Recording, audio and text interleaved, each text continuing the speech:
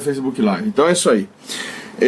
Tô ao vivo também pra galera do Facebook Live. Eu vou só falar, galera do Periscope, segura aí. Meus amigos do Facebook Live, sejam todos bem-vindos. Eu vou deixar aqui a transmissão do Facebook atrás do meu celular. E os meus amigos do Facebook, sejam todos muito bem-vindos.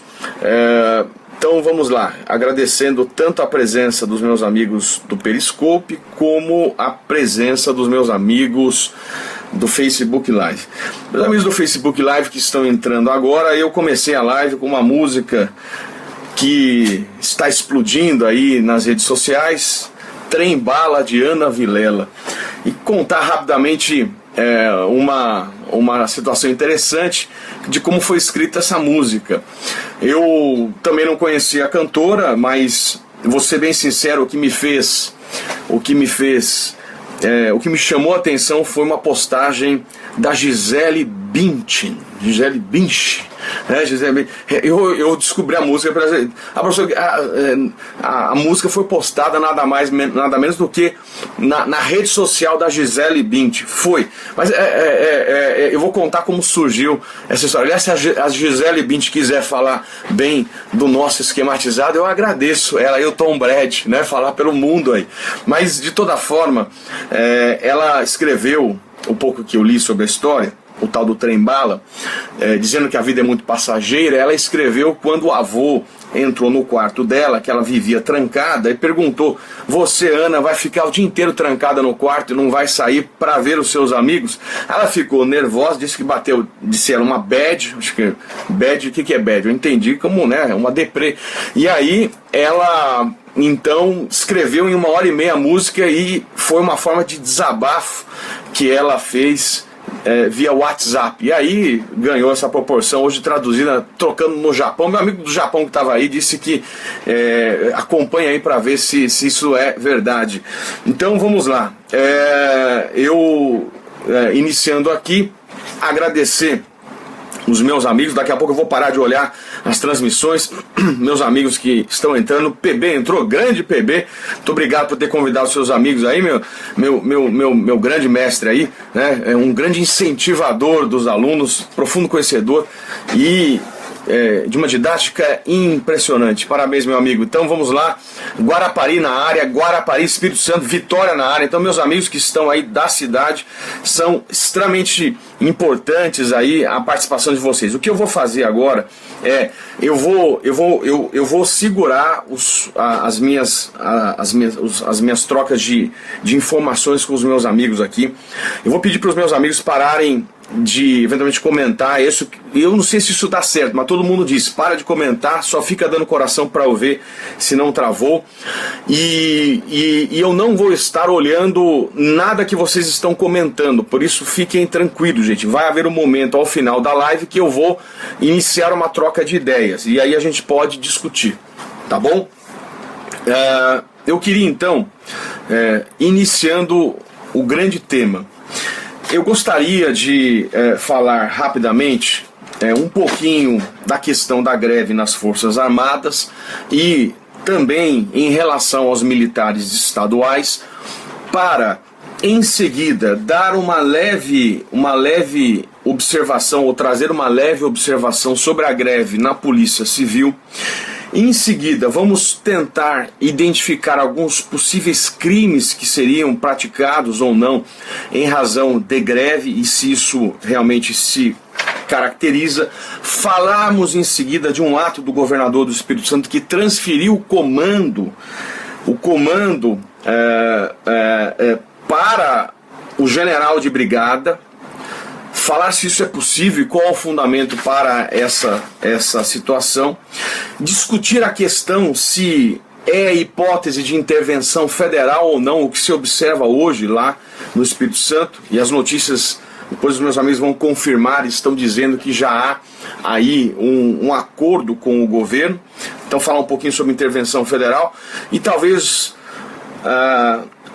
o grande tema, a questão do que fazer com os atos praticados, se caracterizados como greve, caracterizados como crime, como fica a questão da anistia criminal e da anistia das infrações disciplinares. Essa seria a minha proposta. Em seguida, falar um pouco da importância da PM, a valorização da PM e as formas de reivindicações que podem, então, ser utilizadas. Então, vou pedir para os meus amigos segurarem os comentários, por favor, né, para que não tenhamos nenhuma dificuldade aí com a transmissão. Iniciamos então falando um pouquinho sobre as Forças Armadas. Elas estão previstas no 142, na Constituição que eu estou acompanhando aqui, e diz o 142 que as Forças Armadas são constituídas pela Marinha, pelo Exército e pela Aeronáutica. O texto é muito claro. Interessante notar que na Constituição do Império falava-se apenas em forças do mar e da terra. Não havia na previsão das Forças Armadas durante o Império as forças do ar, a aeronáutica. E aí a situação é muito simples, porque durante o Império, durante a vigência da Constituição Imperial, não havia sido descoberto o avião, meus amigos. Então não tinha sentido em falar em forças do ar. Isso só vai aparecer depois da sua descoberta em 1906, nas constituições seguintes. E aí por isso que temos essa previsão das Forças Armadas, Marinha, Exército e Aeronáutica. O que é extremamente importante ler no 142 é que elas são instituições nacionais, permanentes e regulares. Isso é importante. As Forças Armadas são instituições nacionais, permanentes e regulares. Regulares mesmo em tempo de paz, mesmo em tempo de normalidade. As Forças Armadas não são só chamadas em caso de guerra. Isso tem que ficar muito claro. E elas se organizam com base na hierarquia e na disciplina. Esta previsão de hierarquia e disciplina vai justificar diversas situações e diversas questões, a começar, por exemplo, pela hipótese de prisão que não seja, por ordem do juiz. 561, que trata das questões, a gente tem esta previsão, não é o 561, essa previsão de possibilidade de prisão no âmbito das Forças Armadas. E isso tudo decorre da característica de hierarquia e disciplina.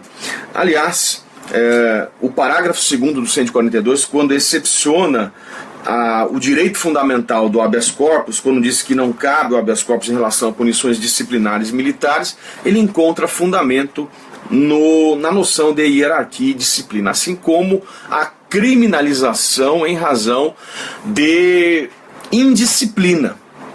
A previsão criminal no Código Penal Militar, ela vai encontrar fundamentos aqui, hierarquia e disciplina, quando no título 2 trata dos crimes contra a autoridade ou disciplina militar. Trata ali de alguns capítulos como o crime de motim e da revolta, que a gente vai falar daqui a pouco. Muito bem. Para que servem as Forças Armadas? Será que é essência das Forças Armadas o que estão fazendo lá no Espírito Santo, o que fizeram no Rio de Janeiro? O que fizeram na Bahia? Será que essa é a essência das Forças Armadas? A resposta é não. O papel das Forças Armadas não é este que a gente está vivendo hoje no Espírito Santo.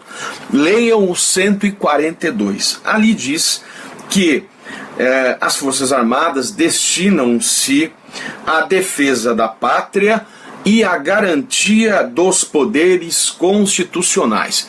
Esta é a essência: defesa da pátria e garantia dos poderes constitucionais. E, por iniciativa de qualquer destes, da lei e da ordem. Então vocês estão percebendo que a garantia da lei e da ordem não é o normal, a natureza normal do papel das Forças Armadas. Não é. O normal, 142, estou lendo a Constituição, é garantia dos poderes, defesa da pátria e garantia dos poderes constitucionais. Aí vem, e por iniciativa destes, só então, desde que haja iniciativa dos poderes, garantia da lei e da ordem, que é o que a gente está vivenciando hoje lá no Espírito Santo, garantia da lei e da ordem. E como disse, a relação hierárquica. Há um chefe supremo das Forças Armadas, que é o presidente da República, que me permitam, com o máximo respeito à sua excelência, demorou para se posicionar sobre essa grave crise que o Brasil vive. Parece que somente hoje, em nota oficial, o presidente Temer, ele se manifestou repudiando a paralisação. Mas demorou, já são 7 dias de caos que os amigos do Espírito Santo vivem, uma explosão de assassinatos, passam de 100 assassinatos, isso é inaceitável, a população está rendida. Depois eu vou querer o depoimento dos meus amigos, aí segura comentário, já começa a falar coisa assim, vocês já começam a falar um monte de coisa por aí, segura comentário, por favor. Vocês vão poder comentar o que estão vivendo aí, né? Inverteram-se as situações, a população do bem está aprisionada em casa, né? Você começa a ver saques, a coisa impressionante, pessoas que eram candidatas a cargo eletivo sendo flagradas, levando coisas de supermercado. Isso é uma coisa alucinante. Pedir desculpas, devolver o que levou, pelo amor de Deus. Mas caminhamos. E por conta de todas essas características do papel das Forças Armadas, é que o Constituinte originário, não só no Brasil, como isso é uma regra em países de modo em geral, definiu uma proibição de sindicalização e de greve. Essa proibição, ela está explícita no 142, parágrafo 3º, inciso 4º. Proibição da sindicalização e da greve para os militares das Forças Armadas. Esta previsão não foi estendida de modo explícito, de modo literal, para os militares estaduais. Quem são os militares estaduais? PM, Polícia Militar e Corpo de Bombeiros, ou Corpo de Bombeiro Militar. Aliás, me permitam ler o 144, parágrafo 6º, é importante que vocês anotem aí, que diz, 144, parágrafo 6º, que as polícias militares e corpos de bombeiros militares são forças auxiliares e reserva do Exército. Isto é importante, deixar claro, pegar uma aguinha aqui, gente, que PM e Corpo de Bombeiros militares, portanto, militares estaduais, são forças auxiliares e reserva do Exército. O Exército, vimos, integram as Forças Armadas, Marinha, Exército e Aeronáutica. E militares estaduais, PM e Corpo de Bombeiros, subordinam-se juntamente com as polícias civis aos governadores dos estados e do DF.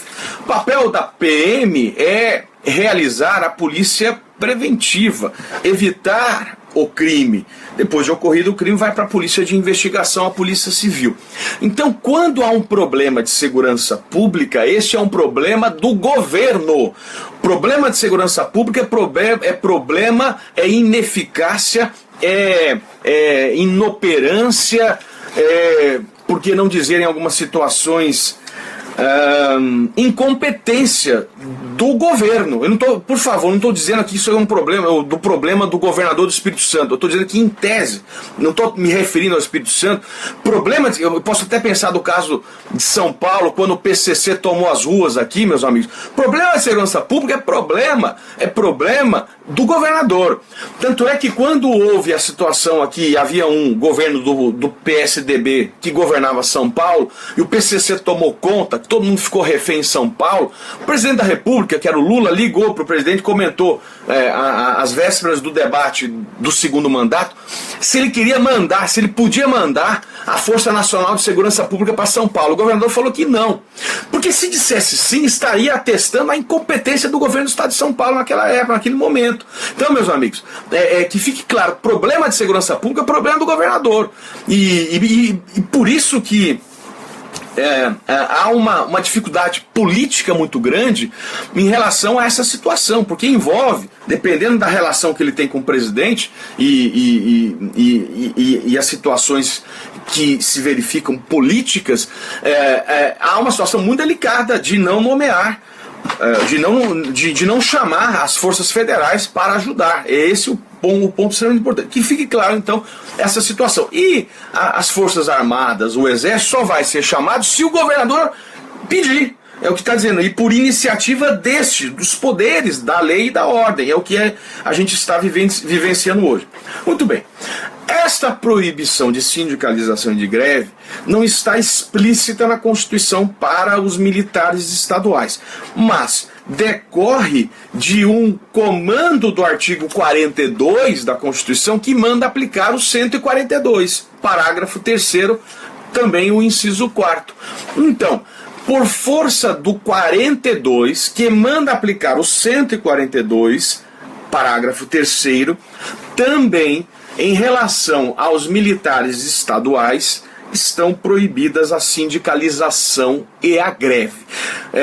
Concluindo, tanto militares federais como militares estaduais estão proibidos de sindicalização e de greve por conta ou diante da previsão da Constituição.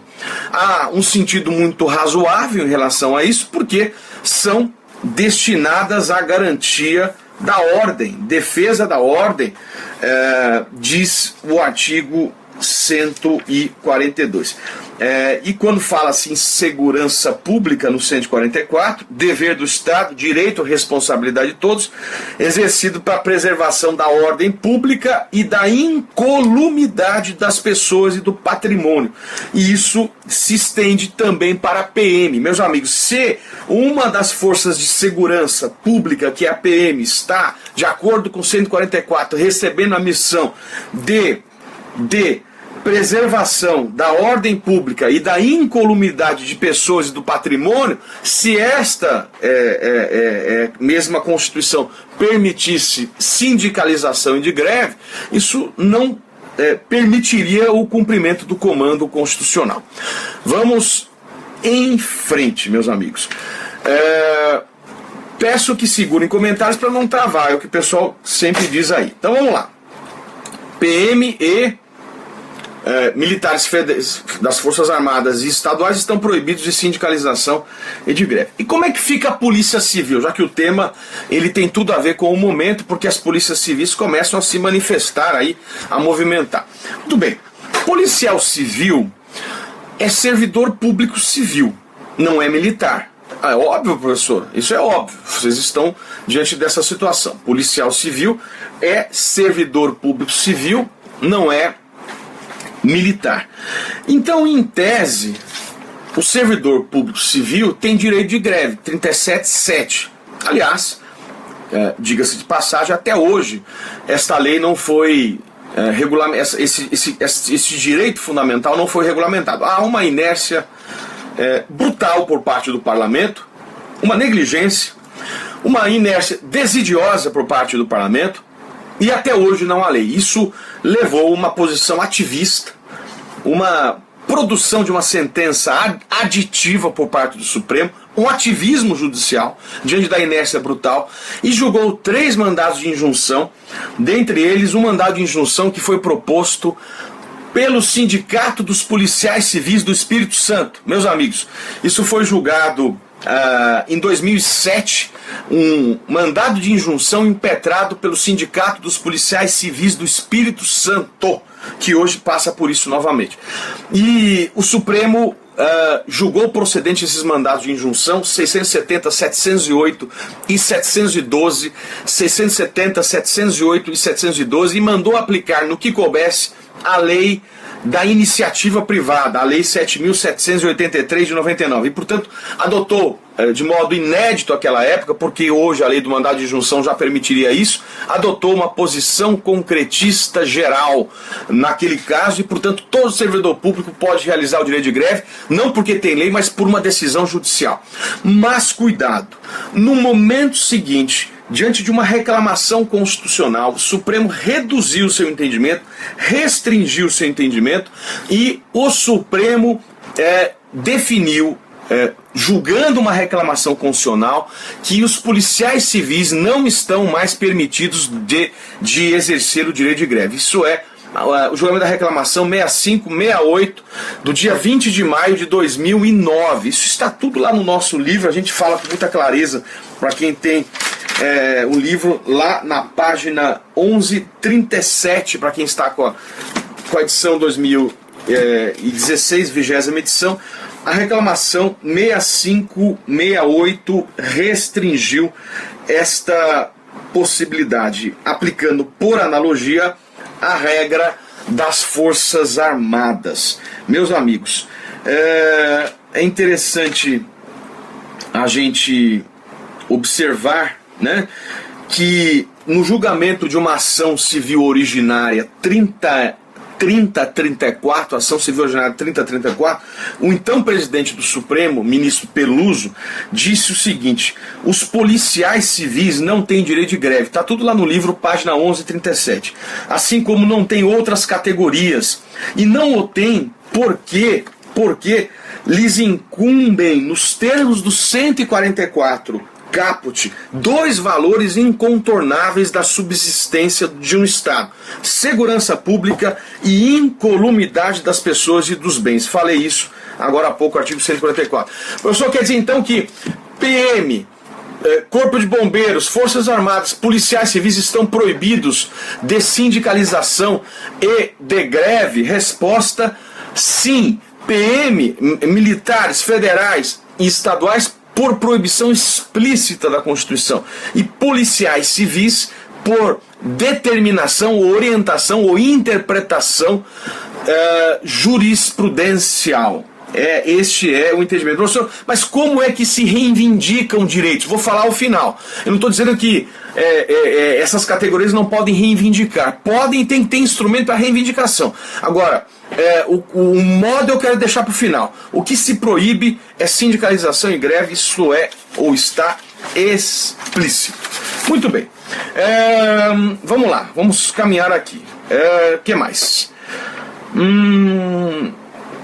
Vamos lá, vamos continuar. Eu estou com um roteirinho aqui. Vamos verificar eventuais crimes que poderiam ser praticados pelos militares. Eu não sou penalista, troquei algumas ideias com colegas, não sou penalista. Eu estou até querendo pegar aqui o livro do colega. Deixa eu até abrir aqui, quero mostrar para vocês. Saraiva. Vamos lá. Não sou penalista e por isso vou colocar aqui penal militar. Professor Coimbra, só para não falar a data. Código Penal Militar do professor Coimbra. Cadê? Vamos pegar aqui. Tá aqui. Manual de Direito Penal Militar. Professor Cícero Robson Coimbra Neves. Troquei várias mensagens com o professor Coimbra. Esquematizado? Não, é o manual dele. Estamos conversando com o professor Coimbra para ver alguma parceria na coleção esquematizada para que ele traga penal militar esquematizado e processo penal militar. Profundo conhecedor, professor Coimbra, ele tem uma formação de polícia por mais de 20 anos, trabalhou muito na corregedoria, vivenciou muito essa situação e hoje está no Ministério Público Militar, MPM, do Rio Bagé, em Rio Grande do Sul. Então tem um conhecimento profundo da área militar. Eu fiquei impressionado com a troca de informações que recebi do professor Coimbra. Se vai entrar na coleção, estamos discutindo se ele vem para a coleção para ajudar essa área, porque começa a se implementar em concurso. Quem atua na área militar estadual é o Ministério Público, porque não tem justiça militar estadual própria, não há um concurso público específico, é o juiz e o promotor. Então isso começa a cair nos concursos públicos. Em geral, além da área federal, a Defensoria Pública é um tema extremamente importante. Então, agradeço aí, professor Cícero Robson Coimbra Neves, conhecido como Coimbra. Extremamente importante aí o trabalho dele na área penal e processo penal militar.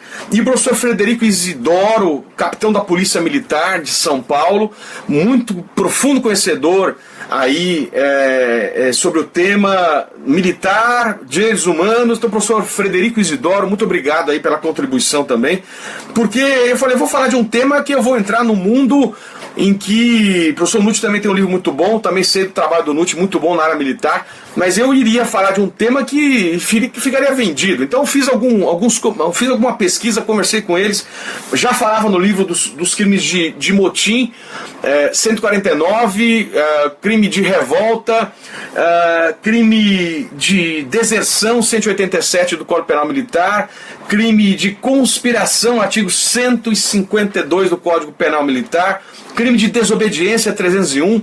Então, meus amigos, o que eu fui muito alertado e gostei, porque tem que tomar cuidado com isso, foi a definição do 149 do Código Penal Militar, que diz ali, reunirem-se militares ou assemelhados. E aí vem os incisos 1, 2, 3 e 4. Então depois dei uma olhada no 149 do Código Penal Militar e os incisos. Este é um crime que tem que ser praticado por militares. Militar da reserva, militar que não está na ativa, não comete esse crime, assim como civil não comete esse crime. E por que isso? Porque os incisos, primeiro que o 149 fala reunirem-se militares, esses ou assemelhados, houve uma época da história do Brasil em que isso teria sentido, hoje não tem mais. Hoje toda vez que o Código Penal trata dos crimes aqui, ele está se referindo a militar, e até porque, que fique claro, no âmbito da Justiça Militar Estadual, ela julga crimes militares praticados por militares e não por civis. O julgamento civil é no âmbito da Justiça Militar Federal, mas o 149 nos seus incisos tem uma situação muito importante, que é a seguinte: agindo militares contra a ordem recebida de superior ou negando-se a cumpri-la. Inciso 2, recusando obediência superior. Inciso 3, assentindo em recusa conjunta de obediência ou resistência ou violência contra superior. Inciso 4, ocupando quartel, fortaleza, etc., em detrimento de ordem ou da disciplina militar de ordem superior. E o que é interessante é que quem estava, em tese, impedindo a saída dos militares para trabalhar não era a ordem superior, eram as famílias e os filhos dos militares. Então o que eles estavam tentando contornar? Não se enquadrar no 149. Há dúvidas. Eu não sou da área criminal, mas isso tem que ser uma tese extremamente importante de defesa, se realmente estavam, da maneira como se praticou a situação, se enquadrando no 149, porque na verdade, até onde consta, e isso os amigos aí da área militar ou da polícia lá do Espírito Santo podem confirmar ou não, não houve até então nem de superior hierárquico comando para que saíssem. Havia uma mobilização envolvendo inclusive os superiores desses policiais, e por isso que a gente vai perceber que houve uma transferência de comando, entregando o comando dos militares estaduais para para as Forças Armadas. É isso extremamente importante. Meus amigos, então, fique claro essa situação, porque crime, em tese controlada a greve, terá em tese sido praticado, mas terá que ser praticado se eventualmente se enquadra na situação do 149, do 150, do 187, do 152. Houve deserção, deixou o militar de comparecer por mais de 8 dias, no 9º dia? Me parece que não. Eles iam todo dia ao quartel, mas não conseguiam sair de lá porque tá tudo... mas...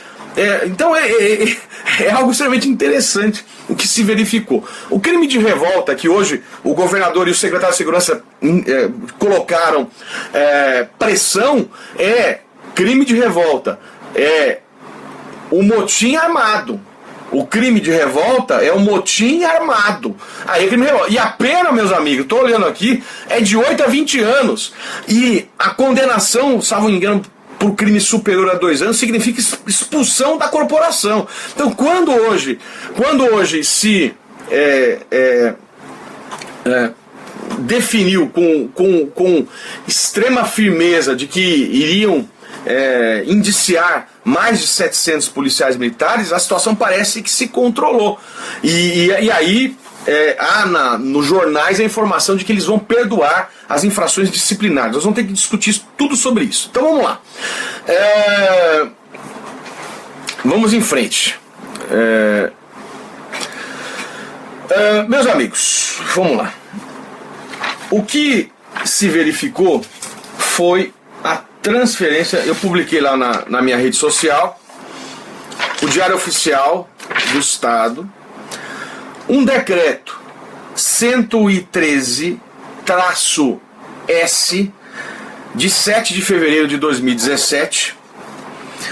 E este decreto 113-S de 7 de fevereiro de 2017, aliás, não sei por que é S-S, depois quem puder me avisar, me explica aí.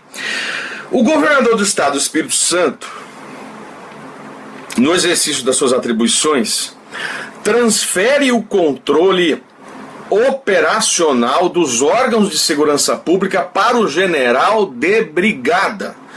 General, como é conhecido no meio, General Catibe, que estava no comando. Comandante da Força Tarefa Conjunta, autoridade encarregada das operações das Forças Armadas, para a garantia da lei e da ordem, no estado do Espírito Santo, do dia 6 de fevereiro ao dia 16. Hoje é dia 11. A informação do governador de que as Forças Armadas permanecem lá até a regularização. Vamos lá. Galera, eu não tô lendo nada do que vocês estão falando aí, segura comentários. Ninguém xingando ninguém, pelo amor de Deus, hein? Vamos em frente. Este decreto entra em vigor na data da sua publicação. E este decreto, ele se dá com base num decreto federal e na lei complementar. Tudo aqui. Qual é o decreto federal? Vamos lá. Decreto número 6 de fevereiro de 2017 do Presidente da República.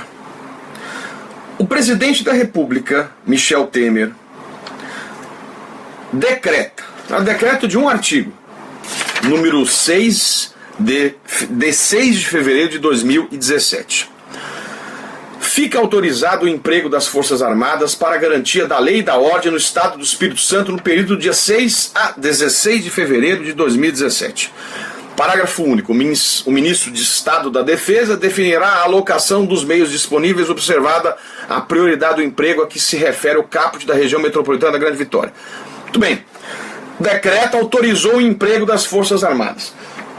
Isso é imprescindível. As Forças Armadas foram enviadas.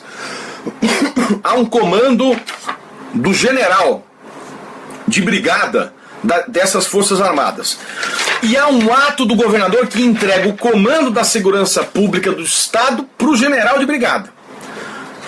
Isso encontra fundamento na Constituição e nas leis? Qual é a lei? Primeiro, qual é a Constituição? Qual é a regra da Constituição? Artigo 142, parágrafo 1º. da Constituição Federal. Diz o texto: lei complementar estabelecerá as normas gerais a serem adotadas na organização, no preparo e no emprego das Forças Armadas. Isto aqui é emprego de Forças Armadas no Estado. Quem define as normas gerais para o emprego de Forças Armadas para a garantia da lei e da ordem? Lei complementar. Que lei complementar é esta? Anotem aí. Então tá na mão, ó. Lei complementar número 97 de 1999. Anotaram? Lei complementar 97 de 99. E a disciplina desse instrumento que se verificou de entregar as forças de segurança pública nas mãos das Forças Armadas está nesta lei. Artigo 15, parágrafo 5º, diz o seguinte: determinado o emprego das Forças Armadas na garantia da lei e da ordem, e isso foi determinado pelo decreto presidencial, caberá à autoridade competente, governador, lei complementar 97 de 99, mediante ato formal, decreto, mediante ato formal, transferir o controle operacional dos órgãos de segurança pública necessários ao desenvolvimento das ações para a autoridade encarregada das operações, a qual deverá constituir um centro de coordenação de operações composto por representantes dos órgãos públicos sob seu controle operacional ou com interesses afins. Meus amigos, em um primeiro momento, a minha primeira interpretação é que o ato do governador que transferiu o comando dos órgãos de segurança pública para as Forças Armadas, para o general de brigada do Exército, não viola a Constituição. Esta lei complementar, que vocês já anotaram aí, 97 de 99, ela está sendo questionada no Supremo, mas sob um outro enfoque. Não tem nada a ver com isso aqui. Então, até hoje, o artigo 15, parágrafo 5º da Lei Complementar 97 de 99 não foi declarado inconstitucional pelo Supremo. O que o governador fez foi simplesmente editar um decreto conforme manda a lei complementar.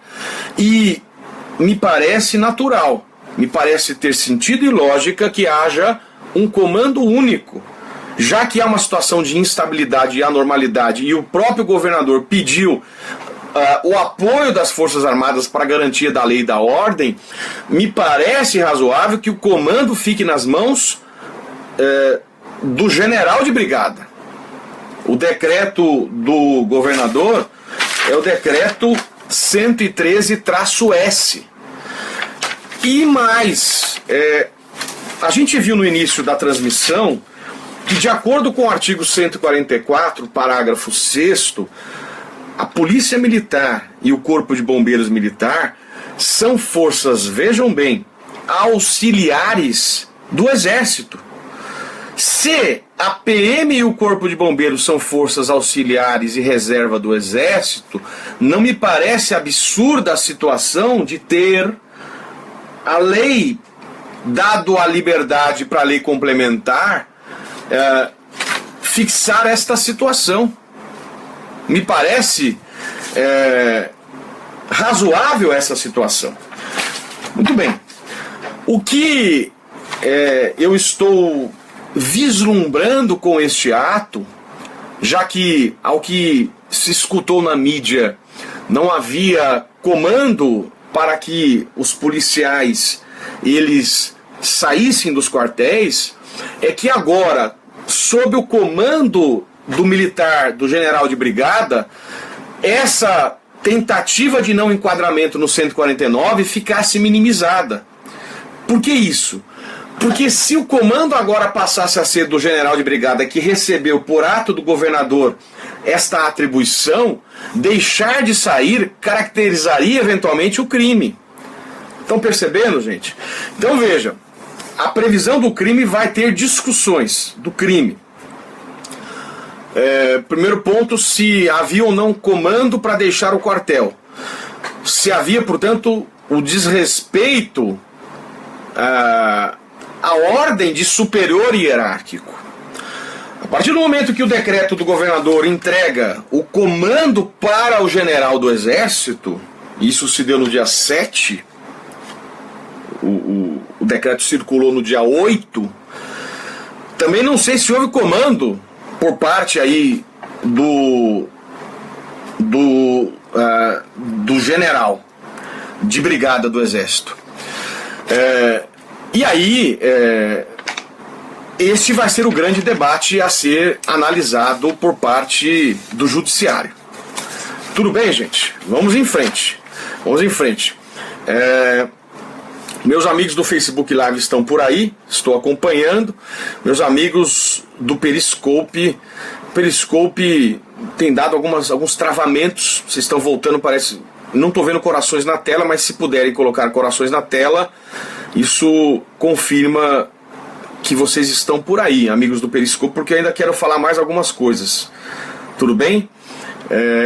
De todo jeito, isso acaba ficando no próprio Periscope, essa nossa live. Vocês estão aí, amigos do Periscope? Digam um alô, né, se estão por aí.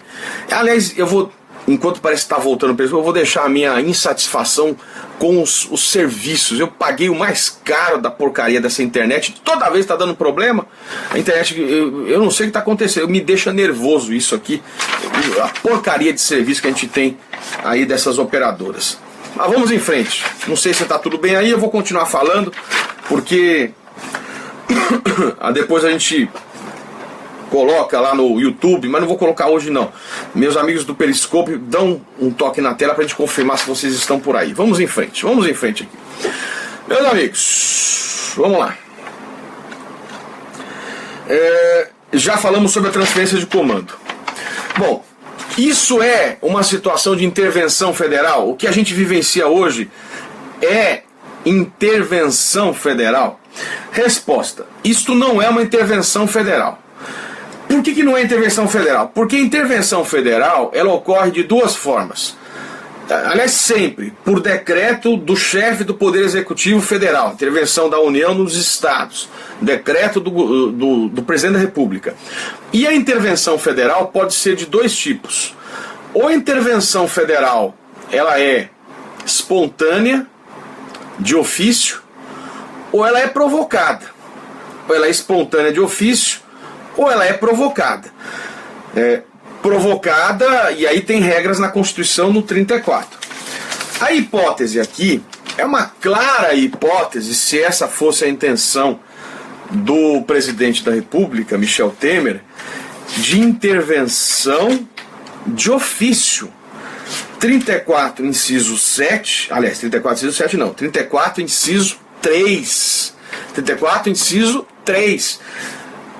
A União decreta a intervenção federal no Estado para pôr termo a grave comprometimento da ordem pública. Isto é, claro e típico exemplo de intervenção federal, 34, inciso 3, de ofício. Mas como eu disse, se o presidente decreta a intervenção federal, significa a total decadência do Estado. Há uma questão política por trás. E mais, nós sabemos que há limites ao poder de reforma.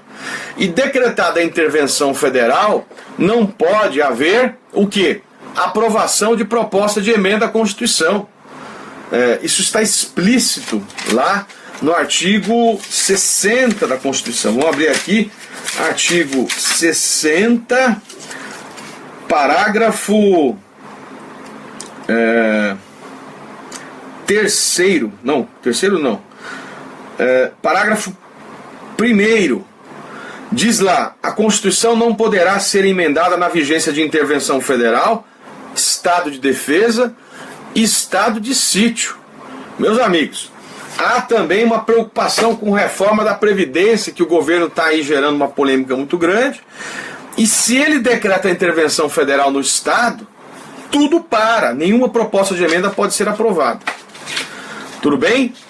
Então, não é intervenção federal porque não houve decreto interventivo. O que houve foi um pedido do governador para encaminhar as Forças Armadas, o Exército. O governador que pediu. Não houve uma intervenção federal. E o modo que o governador está atuando, ou que se está verificando ali, é na forma da lei complementar, que permite a transferência do comando. Então é isso, vamos lá. Eu não estou... Meus amigos do Periscópio, tá travado aqui, mas... eu vou continuar, porque a galera do Facebook também tá por lá. Nós vamos continuar falando aqui. Depois, eu acho que vai continuar. É uma coisa impressionante essas redes sociais. Mas vamos em frente, gente. Vamos lá. Meus amigos, como eu estou na frente aqui, tá tudo bem aí? Facebook Live tá na área aí, gente. Galera, tá tudo bem no Facebook, né? Podemos continuar? Galera do Facebook, vocês estão por aí? Periscópio ótimo. Periscópio ótimo, Priscila. Tá rolando o Periscópio aí? Eu tô vendo no Facebook dizendo que o Periscópio tá... É que eu não tô vendo mais nenhuma mensagem aqui no Periscópio. Mas tá bom, o Periscópio tá rolando. Mudei para o Face e o Periscópio tá ruim. Mas tá tudo bem, continuamos. Tá? Vamos em frente. Vamos lá. Vamos em frente. Bom, agora eu quero falar um pouco. A gente já viu toda a situação. Quero falar um pouco sobre sobre a questão da anistia. Isso é um tema extremamente importante. Mas quem tem... Perguntaram, eu vi outro dia qual é o livro. O livro é o meu livro constitucional. Lá na página 1138 eu falo bastante sobre isso. Eu vou falar um pouco sobre anistia. O que é anistia? Eu coloco assim no livro. Anistia é uma espécie, eu lá falando no livro, de clemência, de indulgência, de perdão do Estado, motivado por razões políticas, renuncia ao seu direito de punir em relação a delito cometido no passado. Que fique claro, anistia não é abolício criminis. Anistia é perdão de crime praticado. Não é abolício crimes. E por isso se enquadra como hipótese ou causa de extinção de punibilidade, 107, inciso 2. Tudo bem? Vamos em frente. Primeiro ponto que eu queria falar com os meus amigos. Será que a Constituição Federal ela admite perdão por crime supostamente praticado, estou falando tudo em tese, por militares quando realizam greve? Primeiro eu tenho que olhar na Constituição, então, quais são os crimes insuscetíveis de anistia, porque a Constituição proíbe. Anotem, por favor, o artigo 5º, inciso 43. 5º, X, L, 3 pauzinho, 43. A lei considerará crimes inafiançáveis e insuscetíveis de graça ou de anistia a prática de tortura, tráfico ilícito de entorpecentes, drogas afins, terrorismo, crimes hediondos. Meus amigos, os supostos crimes praticados na forma do Código Penal Militar por militares no caso de greve não estão proibidos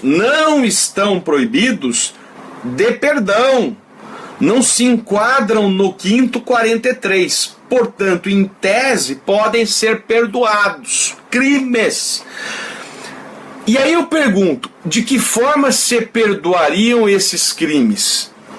Por lei, não é por ato do governador. O ato do governador não perdoa crime, meu amigo. Por lei. E por que por lei? Porque dois argumentos, anotem por favor, 21, 17 e 22, inciso 1. Aliás, três argumentos, 21, 17, 48, 8 e 22, inciso 1. Estes são os argumentos. 21, 17, 48, 8 e 22, inciso 1. Esses são os fundamentos. 21, 17. Compete à União conceder anistia. Então quem concede anistia é a União. 48, 8. Por lei federal. 48, 8. Por lei federal. Vamos lá. Acabo de observar que Dora Lenza entrou no Facebook Live. Sabe quem é a Dora Lenza, meus amigos? É a minha mãe. Tudo bem, mãe? Você está aí mesmo ou eu não estou percebendo? Então Dora Lenza entrou no Facebook Live, a minha mãe, gente. Que legal. A Marina também está aí. Olha aí, que legal, gente. Minha cunhada. Então sejam bem-vindas aí à explicação. Eu estou falando há quase uma hora e os meus amigos acompanhando. Então todos muito bem-vindos aí. Tá bom? Vamos lá, vamos continuar aqui. A gente continua. Olha lá. Tem que ser competência da União por meio de lei federal 48, inciso 8, e tem que ser lei federal da União na forma do 22, inciso 1, porque a União legisla sobre direito penal. Então, esta é a primeira conclusão. Anistia de crime tem que ser por meio de lei federal da União que perdoa o crime. E nós temos dois exemplos de lei federal que estabelecem a hipótese de anistia. Anotem, por favor, isso também está lá no livro, duas leis federais. Lei 12.191 de 2010, é um exemplo de lei federal que anistiou crime, e a lei 12.505 de 2011. Isso tudo eu trato lá no livro, essas duas leis. Esta lei 12.505 de 2011 foi ampliada pela lei federal 13.293 de 2016. Eu coloco isso no livro. Essas duas leis, a 12.191 de 2010 e a 12.505 de 2011, elas estão sendo discutidas em ADI no Supremo. Se puderem anotar, ADI 4377 e 4869. 4377 e 4869. São duas ADIs que questionam essas duas leis no Supremo. Aliás, a última foi ampliada pela lei federal, que também está no livro, 13.293, por isso que o PGR pediu o aditamento da petição inicial da ADI 4869, porque houve uma modificação normativa. Isso está questionado no Supremo. O Supremo já julgou? Não. Quais são as possíveis soluções a serem dadas nessas duas leis? Primeiro ponto,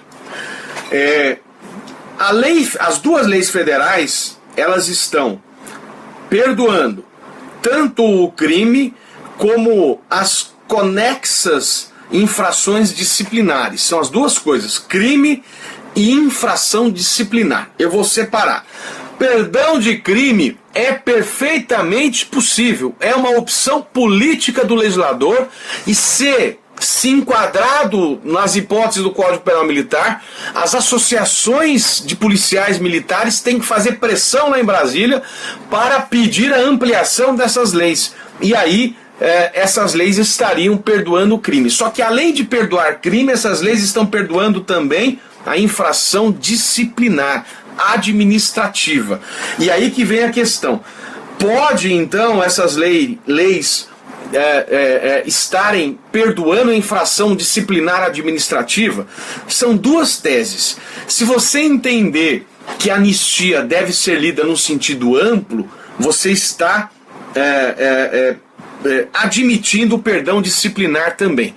Se você entender que a anistia se resume ou se limita a perdão de crime e não de infração disciplinar, aí não poderia a lei federal ter perdoado a infração administrativa. Mas tem um detalhe a mais importante. Quando você fala de perdão de infração administrativa por parte de lei federal, surge uma dúvida. Por quê? O artigo 61, parágrafo 1º, inciso 2, a linha C e a linha F, diz que tem que ser lei de iniciativa do chefe do Poder Executivo para tratar de servidor público e para tratar de militar. Esses dispositivos são norma de reprodução obrigatória ou compulsória da CF e da CE. Portanto, para disciplinar sobre militares estaduais, servidores estaduais militares, em tese eu teria que ter lei de iniciativa do governador. Não estou falando de crime, estou falando de infração disciplinar. Então, veja, se o governador resolver anistiar, e ele já se comprometeu a anistiar, ele tem que encaminhar um projeto de lei. O governador do Espírito Santo, se quiser anistiar as supostas infrações disciplinares, se forem enquadradas como infrações disciplinares, tem que encaminhar projeto de lei de sua iniciativa reservada. 61 para primeiro, inciso 2, a linha C e a linha F. Então veja, você tem duas formas de, desde que em tese caracterizados crimes e infrações disciplinares de atos de paralisação da polícia, não estou falando do Espírito Santo, de qualquer estado, você tem duas formas de perdoar. Lei de anistia, que tem perdoado crime e infração disciplinar, ou só a lei para PM estadual de iniciativa do governador que perdoa a infração disciplinar. Aí tem que ser de iniciativa do governador. Tudo bem? Vamos lá. A lei federal vai poder também anistiar as infrações disciplinares? A minha posição do Pedro, que conversando com alguns colegas entendem que eu estou errado, mas a minha posição é que é possível darmos um sentido amplo para a palavra anistia da Constituição Federal. Eu entendo que é possível darmos um sentido amplo para a palavra anistia. Aonde é que se disse que a palavra anistia se resume ou se confina somente a crime? Eu não encontrei na Constituição nenhum lugar que a anistia se limita a crime. Por isso tenho interpretado de modo ampliado. E tenho fundamento para isso.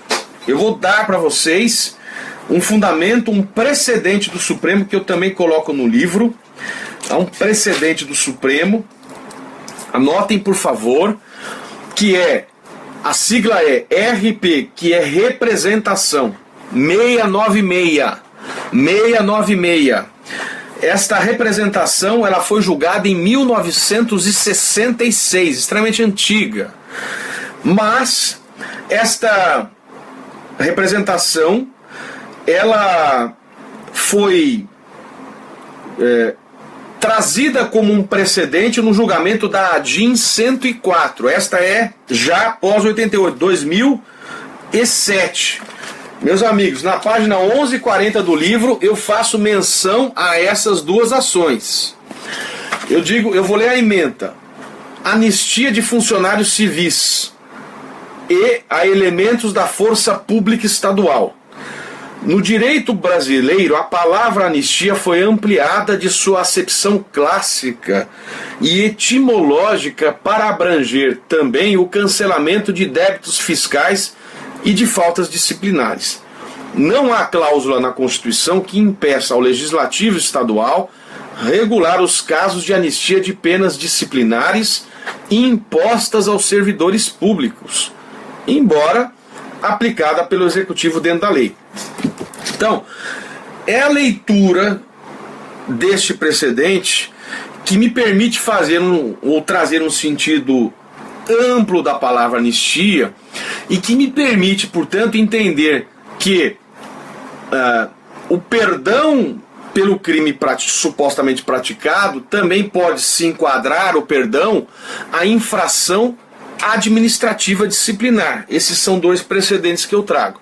Então tudo vai depender nessas duas ADIs se o Supremo der um sentido ampliado para a palavra anistia. E aí, no plano federal, como é lei penal, lei do Congresso não vai precisar de iniciativa reservada. Agora, se o governador de qualquer estado resolver, o governador na negociação com a polícia, resolver perdoar, ele, governador, só pode perdoar infrações administrativas. Não é que ele vai perdoar. Ele só pode propor o perdão de infração administrativa. Jamais o governador pode encaminhar projeto de lei perdoando crime. Porque aí, meus amigos, a lei estadual estaria legislando sobre direito penal. E aí não pode. Não pode. Então, se quer perdoar, é infração disciplinar. E tem que ser lei de iniciativa do governador. Ponto. É isso que a gente tem para falar sobre essa situação do perdão. Porque agora vem a pressão, e vamos negociar, sentamos, negociamos, vamos resolver, agora vem a pressão para regularizar a situação. Tudo bem? O que deve ter aí é uma pressão das associações lá no plano do Congresso Nacional para que se amplie as leis que estão lá, perdoando também, porque ali perdoa os crimes supostamente praticados em outros momentos aqui. Eu vou aqui, meus amigos, só colocar localizar a lei que eu estou me referindo, que é a lei número 12.505, estou colocando no Google aqui, para a gente ler o que está dizendo aqui, ó. É concedida anistia aos policiais e bombeiros militares que participaram de movimentos reivindicatórios por melhorias de vencimentos e condições de trabalho ocorrido. Aí coloca as datas, né? E aí tem uma lei agora de 2016 que amplia, né, os estados Bahia, Ceará, Mato Grosso, Pernambuco, Rio Grande do Norte, Roraima, Santa Catarina, Amazonas, Pará, Acre, Mato Grosso do Sul, Maranhão, Alagoas, Rio de Janeiro, Paraíba, Paraná, Distrito Federal. Aí teria que ter uma ampliação por uma lei de 2017, mudar o inciso 2 para colocar o Espírito Santo aí nesta lei. E aí o PGR vai editar a petição inicial novamente e o Supremo vai levar a julgamento para interpretar a anistia supostamente dada. Agora, eu não vou entrar, vocês tentem entender o meu lado e me respeitar a minha posição na exposição, de não entrar nesse aspecto político. Eu não quero discutir, eu estou tentando analisar uma situação em tese, do ponto de vista teórico, de como fica a questão técnica aqui. Primeiro ponto, não há como negar a situação extremamente complicada que passam as polícias militares do Brasil. Não há como negar. Não há como negar que o salário de um PM é muito baixo em relação ao salário de um desembargador de um TJ. Enquanto um PM ganha R$2.000, um desembargador de TJ tem desembargador que, por conta de acréscimos, ainda hoje recebendo, inclusive acima do teto, mais de R$40.000, R$50.000. Há o teto constitucional, mas há situações que conseguem estar superando este teto. Então, não é simples dizer assim, para uma pessoa que ganha R$2.000 e expõe a vida para garantia. Eu vou ler o 144. O que faz a PM? 144. Vamos ler de novo, né? O papel, garantia da ordem pública, da incolumidade das pessoas e do patrimônio. Dizer, R$2.000, vá para a rua, meu amigo. Não é simples dizer para o PM que chega para trabalhar e que o colete à prova de balas dele está vencido, porque o Estado não tem dinheiro para comprar um colete à prova de balas. E por que não tem dinheiro para comprar? Porque gastou errado, gastou mal. Ou que a viatura não tem, o pneu está careca. Como é que o cara vai sair numa missão? Então veja, o outro lado também é extremamente complicado, porque os policiais é que devem garantir a ordem, e em 7 dias quase 140 pessoas mortas. A situação é extremamente complicada. Enquanto havia aquela festa do pré-sal, dinheiro para todo lado, vai sobrar dinheiro, vamos gastar à vontade, e aí a coisa explodiu. Hoje não é bem assim o que a gente vivencia, né? Eu não quero entrar no aspecto da Lava Jato e das investigações que estão sendo feitas aí, as investigações que estão sendo feitas por desvio absurdo de dinheiro público. Isso envolve vários estados. Então, meus amigos, não é tão simples assim. Os dois lados têm que ser observados. Agora, tentando chegar a uma conclusão, a Constituição proíbe veementemente greve de militar. Isso não tem outra forma de interpretar. Há total proibição de greve de militar. Não se discute isso. O que eu até entendo que poderia ser feito? Um policial chega para trabalhar, a corporação oferece para ele um colete de bala, mas a perícia está vencida. Eu acho que numa situação como essa, o policial pode se recusar a ir para a rua, porque ele não tem colete de bala. Aí me parece razoável. O policial vai trabalhar, a viatura está com o pneu vencido. Ou quando não oferece o colete, né? Ou quando não oferece o colete. Eu acho que isso é greve. O cara não tem condições, não tem material para trabalho. Eu preciso de, no mínimo, condições mínimas de trabalho, né? Então, não é tão simples assim como a gente coloca. É claro que eu não estou aqui dizendo que a polícia pode largar o Estado e deixar explodir o que está acontecendo aí. Não é isso. Também não é tão simples assim. Agora, o policial vai e não tem condições mínimas, como vai fazer isso, né? Agora, qual é o papel extremamente importante? Ele não pode sindicalizar, mas pode se associar. O PM pode se associar. Associação, desde que não seja transvertida ou não se caracterize sindicalização, pode. E aí o papel extremamente importante das associações para reivindicar junto ao governador melhores condições, inclusive salariais. Então veja, as associações têm um papel muito importante de poder judicializar, poder propor mandados de segurança coletivo, por exemplo, né, poder propor ações judiciais para fazer valer os direitos de reposição salarial, de condições mínimas. Então, a judicialização com medidas de urgência, com tutelas de urgência, seriam mecanismos legais de reivindicação. Seriam mecanismos legais de reivindicação. Agora, dizer que a PM... Eu fiquei horrorizado quando ouvi alguns vídeos de manifestações pedindo o fim da PM. Eu não consigo entender isso. Manifestações que pedem o fim da PM, eu não consigo entender. Fim da PM, e quem vai cuidar de segurança pública? Eu não consigo entender isso. Com o máximo respeito a esses manifestantes que pedem, até que tem a musiquinha que eles cantam, o fim da PM, isso me assusta um pouco. Como é que faz, né? Sem PM nas ruas? Então é isso, é a crise absurda. Eu já estou encerrando aqui, né? Amigo Ailton Lustosa está presente. É brincadeira. Estão me ligando aqui, no meu celular. Espero que tenha voltado aqui. O Ailton, nosso tio lá da Bahia, liga pra Dona Marina, minha esposa, porque ela tá vindo com as crianças. Liga pra ela e fala pra não ligar no meu celular que eu tô no Periscope. Viu, Ailton? Ailton lá da Bahia. Obrigado pela presença, viu, meu amigo? Mas vamos lá. Travou, vocês voltaram aí? Turma do Periscope voltou? Voltou? Tá tudo bem, né? Então é isso aí. Então, meus amigos, eu vou encerrar aqui e dizer que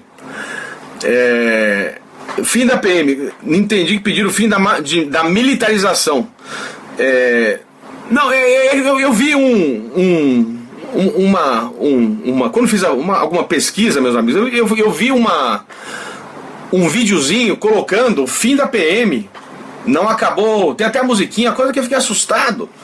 Tá até aqui na tela, mas eu não quero colocar isso aqui na tela. Põe no Google lá, fim da PM. Eu não quero colocar isso aqui porque... Mas é só desmilitarização. Não me parece que estavam pedindo o fim da PM. É isso que me assustou um pouco, tá? A desmilitarização, é só isso? Não, mas dá uma olhada o que estão pedindo aí. Pô, coloca no Google lá. Não acabou, tem que acabar. É uma coisa que eu fiquei um pouco assustado. Posso estar errado no que eu vi, mas não vou nem pôr isso aqui para não virar confusão. Tá bom, gente? Então é isso. O que eu queria então terminar é que os governantes do país têm que abrir os olhos, tem que valorizar a polícia militar, valorizar a segurança pública, porque tem um papel constitucional 144, garantia da ordem pública, da incolumidade das pessoas e do patrimônio. Já sabemos que polícia militar não pode fazer greve, está proibido. Há previsões ou consequências gravíssimas previstas no Código Penal Militar, gravíssimas. Punição que pode chegar a mais de 20 anos, uma coisa impressionante. Encontram esses dispositivos do Código Penal Militar fundamento na Constituição, garantia da lei e da ordem, hierarquia e disciplina, e isso está previsto. Ninguém está dizendo aqui que PM pode fazer greve, não estou dizendo isso, jamais vou dizer isso. Isso viola a Constituição. O que eu estou dizendo é que existem mecanismos de reivindicação, ações judiciais, associações que podem pedir essas melhores condições. E dizer, por fim, que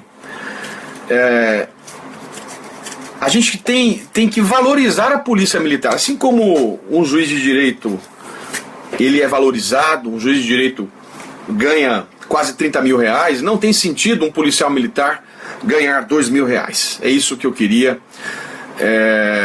falar. Eu respondo, professor, quanto à música. Eu sou militar. O Wendes diz, me fala essa música aí que me impressionou, Wendes. Aliás, quero saber que história é essa, né?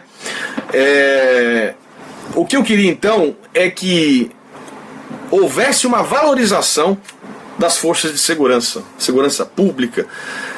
Isso se mostra extremamente importante, e que os políticos eles acordassem, né? Essa bandalheira que a gente viu por aí, desvio de dinheiro, não tem sentido. E não é só a polícia, é o professor que é sucateado por esse Estado, que paga mal, o professor que vai fazer com que essas pessoas, essas crianças mudem esse nosso país. É o professor que é sucateado, é a polícia que é sucateada, e é a saúde que é uma bagunça. Vai para a fila de hospital público aí para ver o que acontece. Isso me deixa enojado. Meus amigos, me permitam esse desabafo aí, porque isso é impressionante. É polícia, saúde e é educação. Quanto ganha um professor da rede pública, meus amigos? Quanto ganha um professor da rede pública? Eu queria saber quanto ganha um professor da rede pública para ensinar, dar a vida aí pelas crianças do Brasil. Isso é alucinante o que a gente vivencia.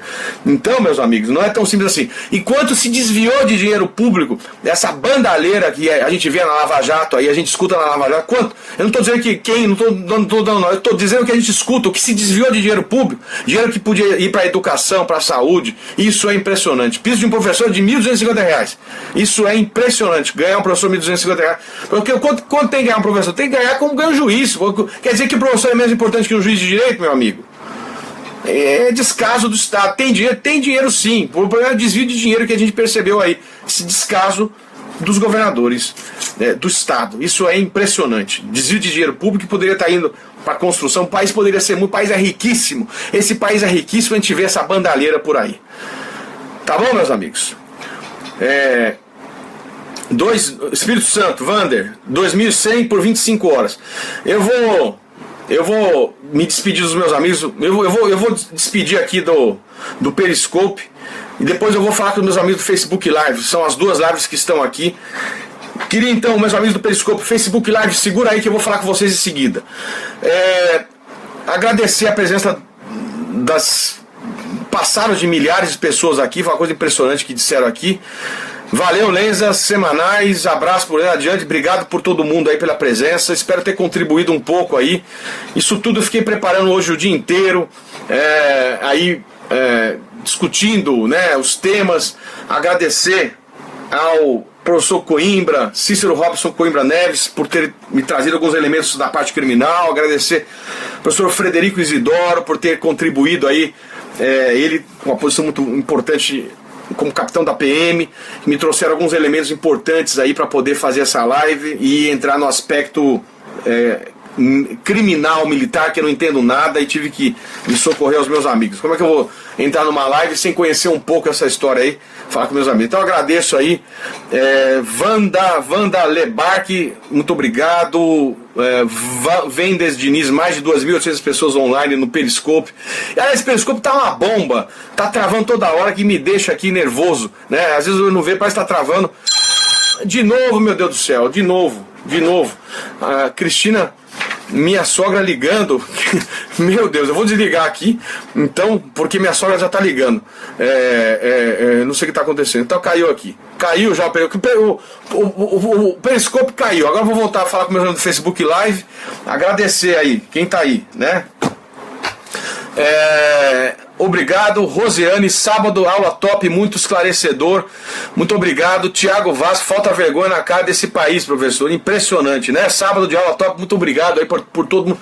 9h30 da noite, a gente começou a falar aqui, ó, que coisa impressionante. Show de aula, mestre, abraço do Rio de Janeiro. WF Vieira, excelente, muito obrigado. Fabrício Maciel, obrigado pela presença aí, meu amigo, por tudo aí. Cláudia Duó, abraço pra todo mundo. Jocilene Rezende, show, Lenza, obrigado.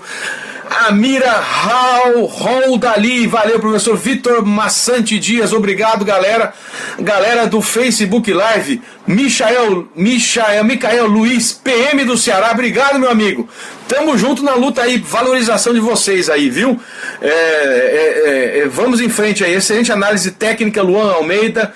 Ricardo Hofbauer, abraço pro Ricardão aí. Karina Beltrame, obrigado, aula perfeita, eu vi abençoar. Top das galáxias aqui, Campo Grande, Rio de Janeiro. Aula top, Gildásio Macedo. Obrigado, Letícia, pelas palavras. Camila, valeu, gente, obrigado por tudo aí. Graziele, vamos lá. Então é isso aí, gente, muito obrigado aí, parabéns pelo livro, pela aula. Sabrina, é isso aí, gente. A gente então encerra a transmissão de hoje. Desejo muito sucesso para todo mundo aí e continuamos firmes aí, né? Espero ter trazido uma opinião técnica, não uma opinião não partidarizada, e é isso que esse é o meu papel aqui, né? Da Noruega assistindo, a Annelise tá na Noruega, minha amiga, deve tá bom aí, que beleza. Noruega, Copacabana, Priscila, abraços ao mestre, grande Priscila de Copacabana, tá no Copacabana Palace aí ouvindo, como é que tá aí, né? Obrigado pela explicação, obrigado, professor competente. Alexandrino Rosa de Souza, parabéns, valeu, Alexandrino. Cadê? Grande aula, professor Alisson, PM do Paraná. Obrigado, Alisson. Tamo juntos aí. Meu amigo, sucesso aí e que tudo melhore aí, que a PM seja valorizada. Isso é o que a gente quer. Legal. Noruega, é isso aí. Aqui de Lisboa, Bruno Sacramento. Forte abraço para meus amigos de Lisboa. Muito legal saber que os amigos aí do outro lado estão assistindo. Compartilhe aí com os alunos de Lisboa. Isso é uma grande alegria, meu amigo. Abraço pro povo de Rondônia, abraço Caio César, Bruno, acadêmicos de Umuarama, Paraná aqui.